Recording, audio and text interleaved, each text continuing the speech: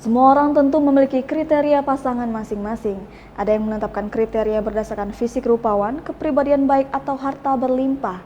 Menetapkan kriteria adalah sah-sah saja, namun baru-baru ini viral seorang wanita yang menuai kontroversi di media sosial karena kriteria laki-laki yang diidamkannya.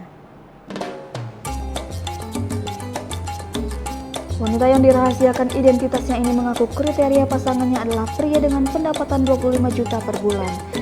Sementara itu seorang wanita lain yang dekatnya menetapkan kriteria penghasilan minimal 8 juta per bulan untuk pria idamannya. Meski ada dua wanita yang diwawancarai oleh akun TikTok kutipan ini, netizen lebih fokus kepada wanita pertama. Menurut mereka kriteria suami berpenghasilan 25 juta per bulan sangatlah berlebihan. Netizen bahkan mengatakan jika pun ada pria yang memiliki gaji 25 juta per bulan, maka dia tidak akan memilih wanita tersebut sebagai istrinya.